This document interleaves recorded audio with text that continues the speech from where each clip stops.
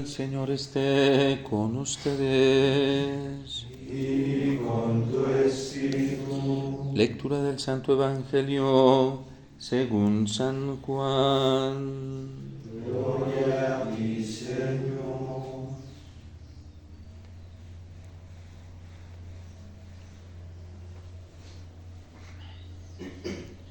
En aquel tiempo Jesús dijo a sus discípulos: Me voy al que me envió y ninguno de ustedes me pregunta: ¿a dónde vas? Es que su corazón se ha llenado de tristeza porque les he dicho estas cosas. Sin embargo, es cierto que les digo, les conviene que me vaya, porque si no me voy, no vendrá a ustedes el Paráclito. En cambio, si me voy, yo se lo enviaré. Y cuando Él venga, establecerá la culpabilidad del mundo en materia de pecado, de justicia y de juicio. De pecado, porque ellos no han creído en mí. De justicia, porque me voy al Padre y ya no me verán ustedes. De juicio, porque el príncipe de este mundo ya está condenado. Palabra del Señor. Gloria a ti, Señor Jesús.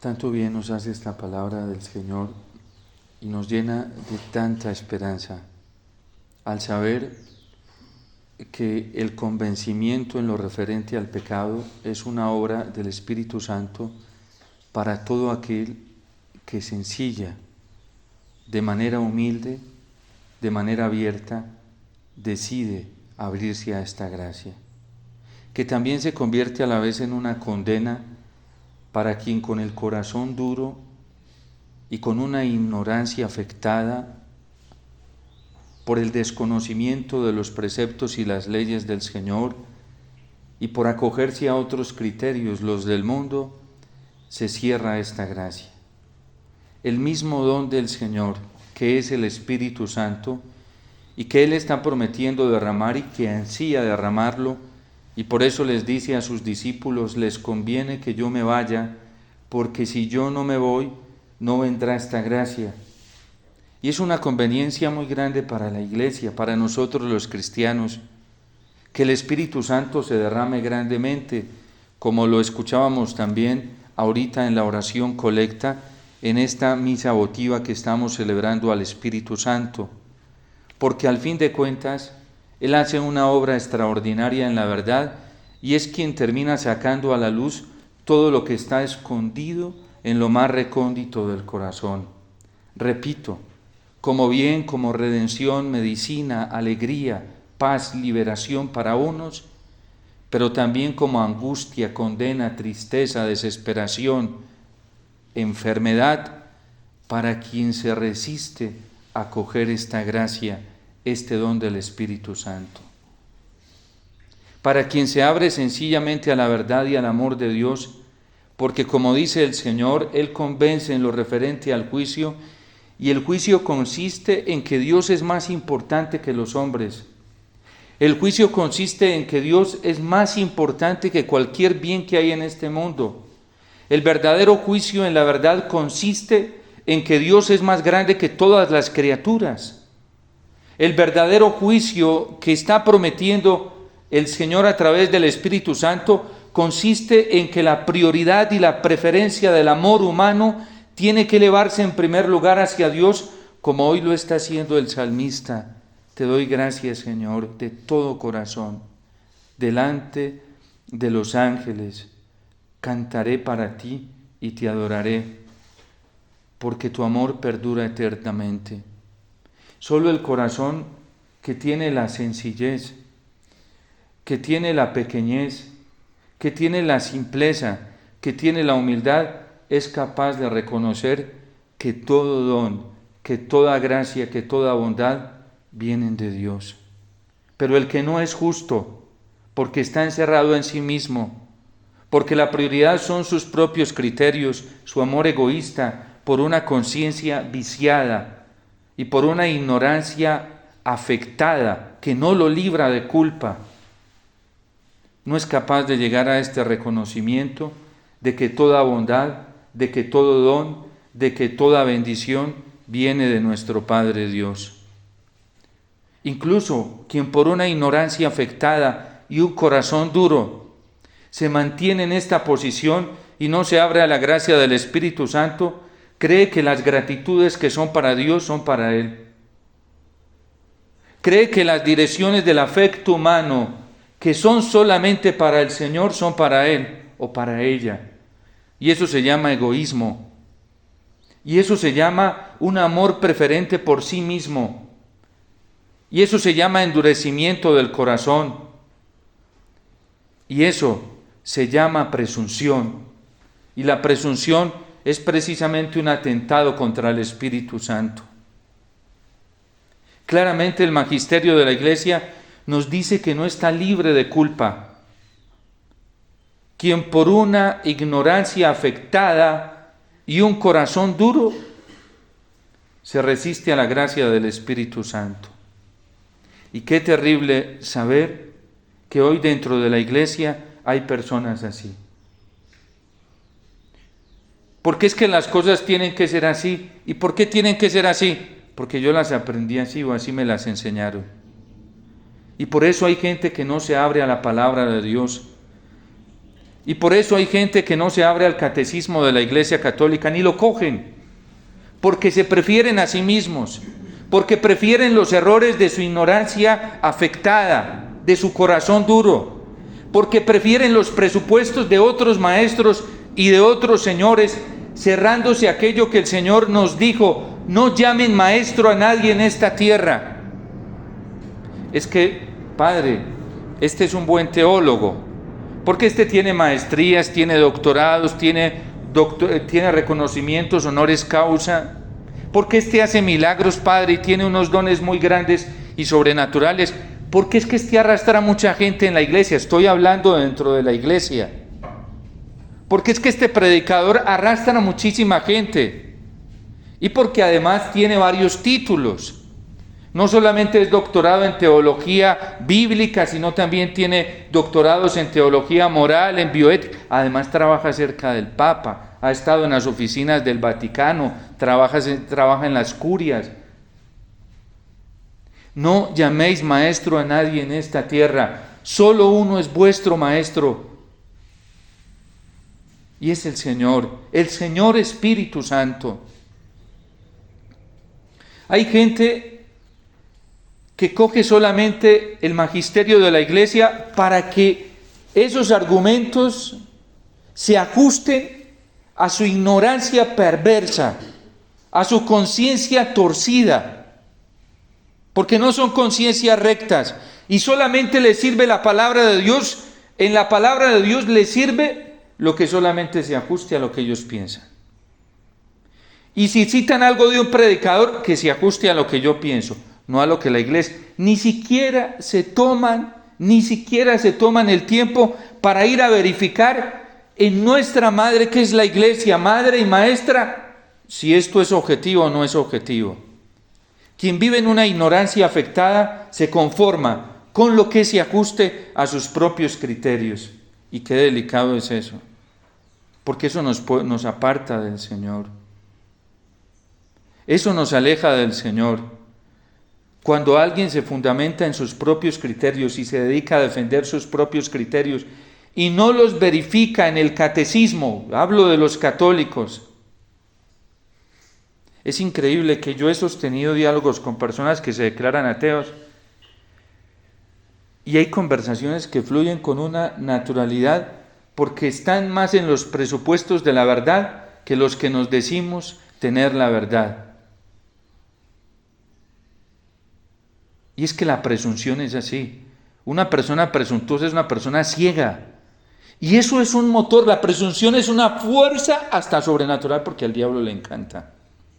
Le encanta eso. ¿Y cómo mueve el diablo a las personas presuntuosas? Le encanta y no le interesa para nada que una persona presuntuosa salga de allí. Y uno puede caer en la presunción o porque cree que no necesita de Dios o porque cree que no necesita del esfuerzo de conocer la verdad en la iglesia para saber si lo que piensa, lo que siente y los juicios que hace corresponden verdaderamente a la verdad o no. Qué delicado cuando hoy hay tantos católicos, entre ellos sacerdotes, entre ellos pastores, obispos, que no miden sus criterios de acuerdo al magisterio de la iglesia. Qué delicado es eso. Y una de esas personas tiene que estar muy distante, sobre todo de esos criterios. Nunca apartar el corazón de nadie. Orar, suplicar, amar. Pero es que el amor que nos pide el Señor no nos implica que nos estemos llenando de las convicciones erróneas que los otros tienen. Jamás. Eso es una irresponsabilidad. Yo puedo acoger y amar al otro sin tener que ajustarme a sus criterios erróneos. Es que además tengo el deber de rechazarlos. Y tengo el deber como cristiano y como ser humano de no dejarme presionar por nada ni por nadie hasta que yo no verifique si lo que me están planteando es verdad o no es verdad. Yo se lo repito mucho a la gente, se lo digo y la gente lo sabe y lo tiene claro. Es que no tienen que escucharme a mí, el Padre Omar. Nadie tiene el deber de escucharme a mí. Pero sí tienen el deber de ir al catecismo de la Iglesia Católica. Sí tienen el deber y la responsabilidad de ir a la palabra de Dios. Sí tienen el deber y la responsabilidad y la obligación de ir al catecismo y verificar en el magisterio de la Iglesia. Yo siempre trato de hacer un ejercicio de escuchar a la gente cuando vienen a refutarme algo. Y me esfuerzo por hacer el ejercicio, pero no me trago eso inmediatamente. También hago el ejercicio de ir a verificar en el catecismo si esta persona tiene la razón o no tiene la razón. Y por eso me sirve mucho esta verdad para verificar en qué criterio está cada persona y así me doy cuenta. Para cuidar mi corazón, porque yo tengo que cuidar mi conciencia de una ignorancia afectada, porque soy un ignorante, pero no quiero que mi ignorancia se afecte más. Por eso voy y le pregunto a una que es superior que yo, tiene más de 2000 años, bastante vieja, con arrugas pero hermosa. Hay un libro muy bello de la era apostólica, se llama El Pastor de Hermas. Bueno, no recuerdo si es ya Hermes o Hermas, pero bueno. Este libro es de la era apostólica, es de los padres apostólicos del siglo II, terminando el primero. Y un hombre, Hermes o Hermas, bueno, cualquiera de las dos habría, allá es tarea de verificar, pero no es el fundamento. Hermas, este hombre tiene una visión, se le aparece una viejita, y él había acabado de estar con su ama. Resulta que estando con su ama, él siempre estaba acostumbrado a estar con ella, acompañarla, era un hombre de confianza, con una conciencia muy limpia, pero resulta que un día que ella se estaba bañando, como otros días normales que él la había visto, ese día él la miró deseándola impuramente en su corazón. Y él no se dio cuenta que la había mirado con deseos impuros. Y entonces estaba orando los salmos y se quedó dormido y tuvo una visión y se le aparece una viejita muy arrugada. Estaba deteriorada, muy deteriorada. Y entonces esta viejita se le aparece y le dice: Hermas, has pecado. Y él se asusta y dice: ¿pero cómo? Y le muestra y le dice: miraste, tú que eres un hombre casado, miraste a esta mujer deseándola en tu corazón, cometiste adulterio. Y entonces, en pocas palabras, pues es una narración más amplia, pero yo la sintetizo acá. Él reconoce su culpa. Dice: Señor, he pecado, he fallado, no me he dado cuenta, perdóname, Señor, perdóname. Y comienza a suplicarle al Señor misericordia porque siente a la vez el don, tiene una conciencia bien formada y siente el don del Espíritu Santo que le dice, Hermas, pero no hay problema, hay solución, arrepiéntete. Arrepiéntete y purifica tus pecados. Y él dice, listo, yo me arrepiento, pido perdón, perdóname. Y resulta que durante ese proceso de arrepentimiento la viejecita se le iba apareciendo, pero cada vez que se le aparecía con menos arrugas. Resulta que de tanto hacer penitencia y pedir perdón al Señor, se le aparece por último la viejita. Bueno, no era la viejita, se le aparece una doncella hermosa, una joven pura, limpia, y él no la reconocía y le dice, ¿quién eres? Y dice, ¿no me reconoces? Dice, no, ¿quién eres? Eres demasiado hermosa, demasiado bella. Y le dice, Hermas, yo soy la misma viejecita que me aparecía al principio. Soy la iglesia, soy tu alma, soy tu conciencia. Como se había arrepentido, había hecho penitencia, el alma se le renovó. Ese es el don que el Espíritu Santo da a quien reconoce, se deja convencer en todo lo referente al pecado, en todo lo referente a la justicia y en todo lo referente al juicio, porque además le dijo Hermas, si no te arrepientes y te endureces en tu ignorancia afectada y en tu dureza de corazón, te vas a perder. Y esa viejecita pudo haber muerto, que era su alma. Estaba a punto de morir. Pero como él fue humilde y sencillo y acogió esta invitación del Espíritu Santo, dijo, tienes razón. En todo lo referente a la justicia, debo pedirle perdón a Dios. Le he faltado al regalo más grande que me ha dado, que es cuidar mi alma, la pureza de mi interior. Y en lo referente al juicio, porque le dijo, Emma, si no te arrepientas te condenas. Así es el Espíritu Santo de claro. Si te arrepientes te salvas, si te endureces te condenas, te pierdes. Si permaneces en tu doblez, en tu mentira, te condenas, hermanos, te vas a perder.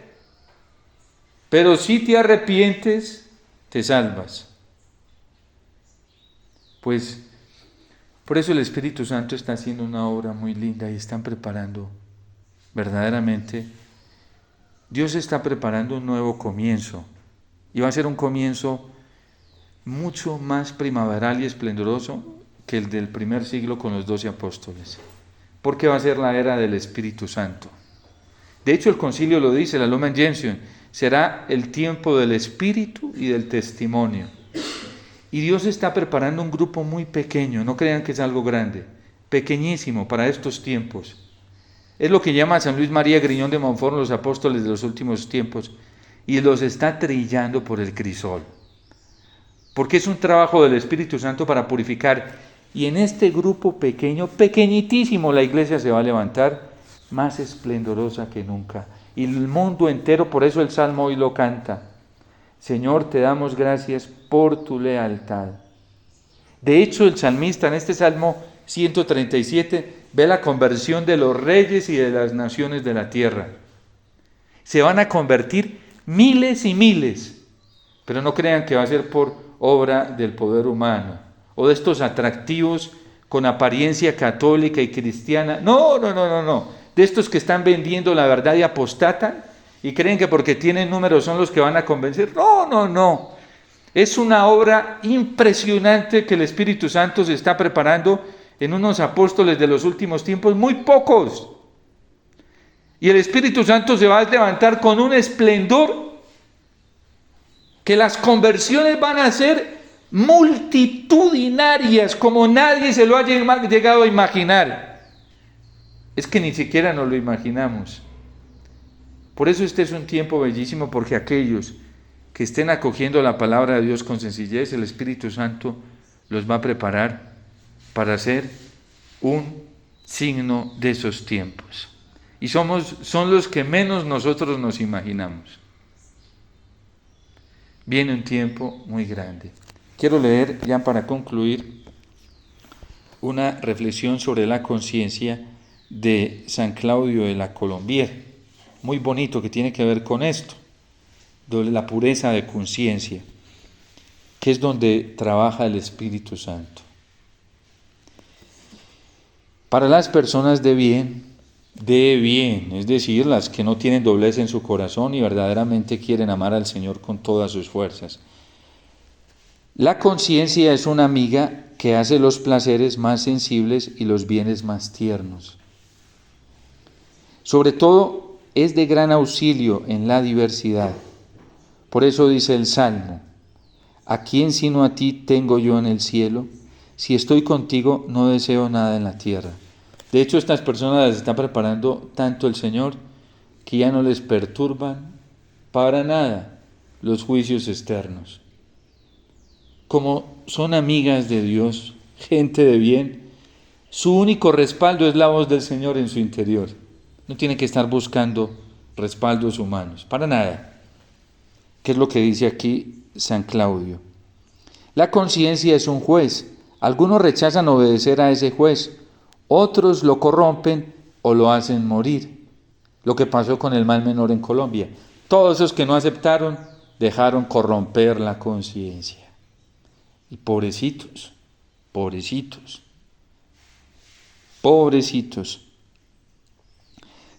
Como la voz fue dada al hombre para ser intérprete de sus sentimientos y deseos, Dios nos enseña con la conciencia que Él juzga todo y nos dice lo que espera de nosotros.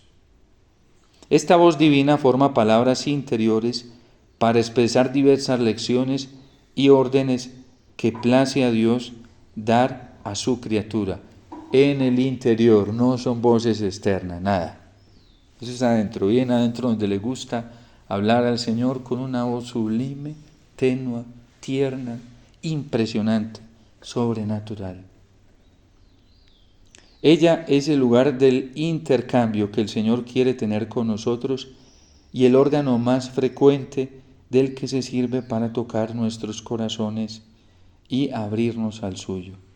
Nada mejor que la conciencia para hacernos ver el ardiente deseo que Él tiene de conducir a los hombres a la felicidad soberana. Miren, esto es una cosa impresionante.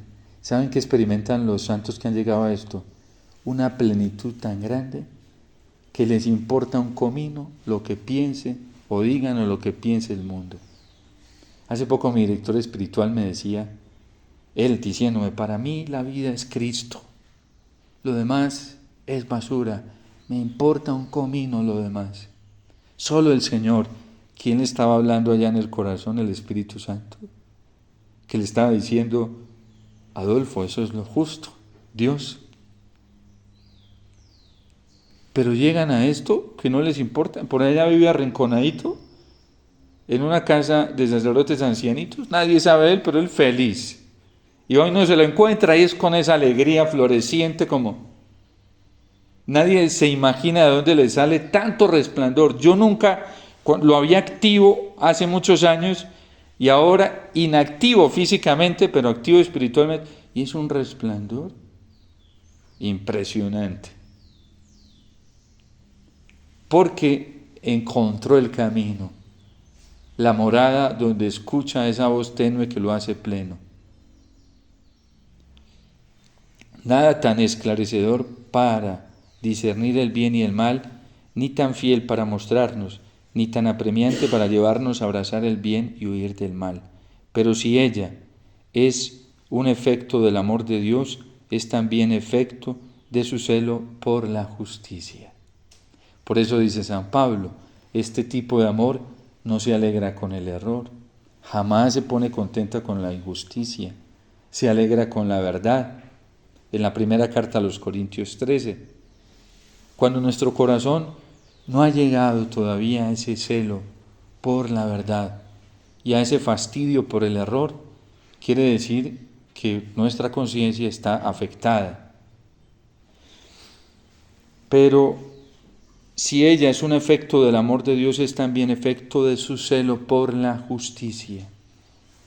Es muy cuidadosa para hacernos abandonar el mal, pero extremadamente severa para castigarnos. Por eso hay gente que no soporta la verdad, no la soporta. porque allá la conciencia, valiéndose ya de la fuerza del Espíritu Santo, le atormenta interiormente. Y quien se pone a pelear con eso sabe cómo termina. Mal. Mal. Termina muy mal. Psíquica, física y espiritualmente. Muy mal. Por eso hay que tratar de mantener una vida muy amigable con esta voz que resuena en lo interior de nuestro corazón. Y a sentirle con humildad cuando nos dice, como le dijo a Hermes, Hermes, esto no estuvo bien. Sal de eso, sal de ese pecado rápido. Tienes la posibilidad de salir, arrepiéntete, pídele perdón al Señor, reconoce. Y ya, y Hermes lo hizo, y después, ¿cómo quedó su alma? Bella y radiante, hermosa. Los mártires en la iglesia, para haber llegado a lo que llegaron, tuvieron que pasar todo este proceso de relación con el Espíritu de la verdad. Que en nosotros el Espíritu Santo encuentre un corazón sencillo, dócil, no resistente. No resistamos al Espíritu Santo porque nos hacemos muchísimo daño. No lo resistamos. Por eso dice el Señor que sus pecados nunca serán perdonados. Porque es la vía que Él tiene, que el Padre y el Hijo tienen, para mostrarnos todo su amor y llevarnos a la plenitud de la vida. Pero si lo resistimos, no podemos llegar a ese regalo tan grande que Dios quiere derramar en nuestro corazón, que es la plenitud de su gozo y alegría.